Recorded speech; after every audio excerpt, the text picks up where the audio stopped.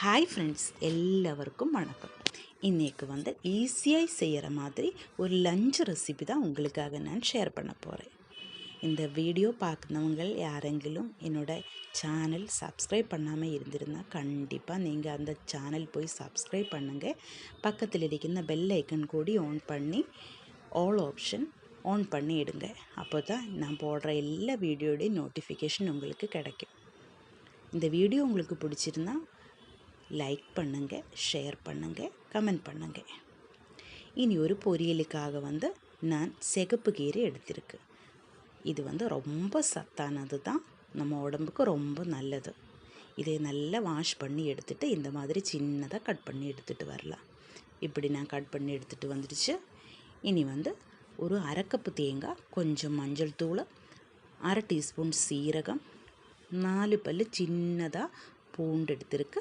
அதே மாதிரி சின்ன வெங்காயம் கொஞ்சம் எடுத்திருக்கு. 3 பச்சை மிளகாய் எடுத்திருக்கு. இதே மிக்சியோட ஜாரில் போட்டு லைட்டாக அரைச்சி எடுத்துகிட்டு வரலாம். நல்லா அரையக்கூடாது. இனி ஒரு கடாயில் எண்ணெய் ஊற்றி கடுகு போட்டு கருவேப்பிலையும் போட்டு நம்ம அரைச்சி வச்ச தேங்காவை அதிலேக்கு போட்டு நல்லா வணக்கி எடுக்கலாம்.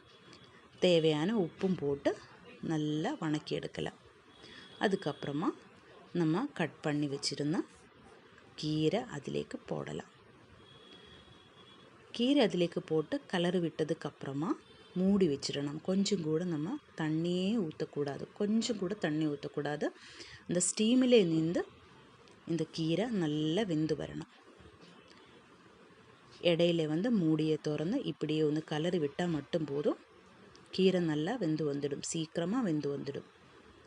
இப்படி கலரு விட்டதுக்கப்புறமா மறுபடியும் நமக்கு மூடி வச்சு வேக விடலாம். மறுபடியும் நமக்கு மூடியை திறந்து இந்த கீரையை கலரி விடணும்.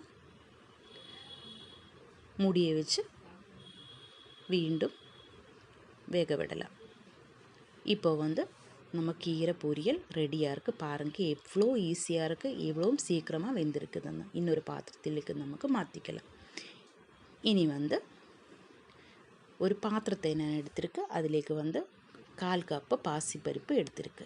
இதை நல்லா கழுவி க்ளீன் பண்ணி ஒரு குக்கரில் நான் போட்டிருக்குது. இதிலேக்கு ஒரு வரமிளகாய், கொஞ்சமாக சின்ன வெங்காயம், 1/4 டீஸ்பூன் மஞ்சள் தூள், கொஞ்சமாக ஆயில். நீங்கள் என்ன ஆயில் யூஸ் பண்ணுமோ அதே ஆயில் ஊற்றிக்கோங்க. அதுக்கப்புறமா கொஞ்சமாக கருவேப்பிலையும் போடணும். பின்னாடி தேவையான தண்ணியை ஊற்றிக்கோங்க. அப்புறமா தேவையான உப்பும் போடுங்க. நல்ல ஒரு ஸ்பூன் வச்சு நல்லா கலரி விட்டதுக்கப்புறமா குக்கர் மூடி வச்சு 3 விசில் விட்டு நல்லா வேக வச்சு எடுத்துக்கோங்க. இனி ஒரு அரை கப்பு தேங்காய், ஒரு பச்சை மிளகாய், அரை டீஸ்பூன் சீரகம், ஒரு பல் பூண்டு, இவ்வளவும் போதும். இது நல்லா ஃபைனாக அரைச்சி எடுத்துகிட்டு வரலாம். இப்போ நம்ம பாசிப்பருப்பு நல்லா வெந்து வந்துடுச்சு. இது ஒரு மண்சட்டியிலேக்கு நான் மாற்ற போகிறேன். இப்படி கடைஞ்சி எடுத்ததுக்கப்புறமா மண்சட்டியிலேக்கு நான் மாற்றியிருக்கு. கொஞ்சம் கூட தண்ணி ஊற்றியிருக்கு. இனி நம்ம அரைச்சி எடுத்த கூட்டு அதிலேக்கு சேர்த்திக்கலாம், தேங்காயோட கூட்டு. இது நல்லா கலரி விடலாம்.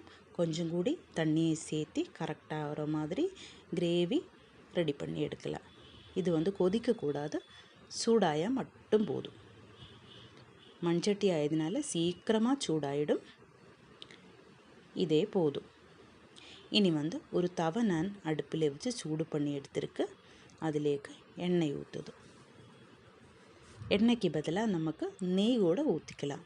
நல்ல டேஸ்ட்டாக இருக்கும். அப்போது குழம்புக்கு இன்னும் நல்ல டேஸ்ட்டு கொடுக்கும். ஆனால் நான் எண்ணெய் தான் ஊற்றுது. எல்லாருக்கும் எண்ணெய் தான் இங்கே பிடிக்குது, அதனால எண்ணெயை ஊற்றுது. அதிலேக்கு சின்னதாக கட் பண்ணிய சின்ன வெங்காயம் போட்டிருக்கு. இதிலேக்கு நான் கடுகு போடவே இல்லை. கடுகு போடாமல் தான் இந்த குழம்பு ரெடி பண்ணது. இப்படி நம்ம சின்ன வெங்காயம் நல்லா ப்ரௌன் கலர் ஆகும்போது வரமிளகா போட்டுக்கோங்க.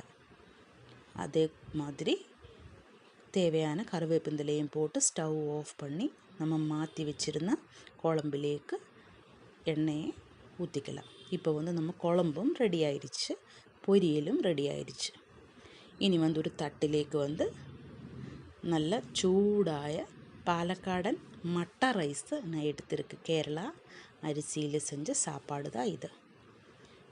இந்த சாப்பாடின் எப்படி குக்கரில் செஞ்சதுன்னு என்னோடய சேனலில் நான் போட்டிருக்கேன். நீங்கள் அந்த வீடியோவும் போய் பாருங்கள். இனி வந்து நம்ம சூப்பர் ടേസ്റ്റിൽ செஞ்ச இந்த பாசிப்பருப்பிൻ്റെ குழம்பு അതിൻ്റെ നടുവിലേക്ക് ஊற்றலாம். ഇതിലേക്ക് வந்து நெய் ஊற்றி சாப்பிடும்போது தான் நல்ல டேஸ்ட்டாக இருக்கும்.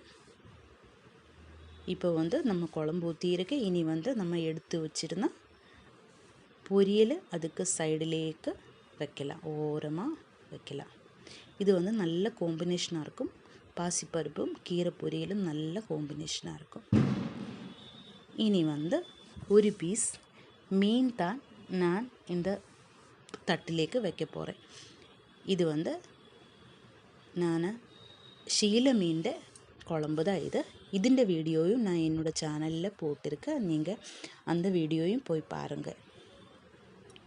இது வந்து வீட்டிலே செஞ்ச மாங்காய் ஊறுகாய் தான் இது. சூப்பர் டேஸ்ட்டாக இருக்கும் இந்த மாங்காய் ஊறுகாய்க்கு. இனி ஒரு அப்பளவும் நான் வச்சுருக்கேன். இந்த அப்பளவும் பாசிப்பருப்பும் சேர்த்து நல்லா பிசைஞ்சு சாப்பிட்டா சூப்பராக இருக்கும். நெய் வந்து நான் வீட்டிலே தயாரித்த நெய் தான். பாலிൻ്റെ எடையை மாற்றி வச்சு வீட்டிலே செஞ்ச நெய் தான். பாருங்கள், ஈஸியாக ஒரு லஞ்சு ரெடி ஆகிருக்கு. இந்த வீடியோ பிடிச்சிருந்தா லைக் பண்ணுங்கள்.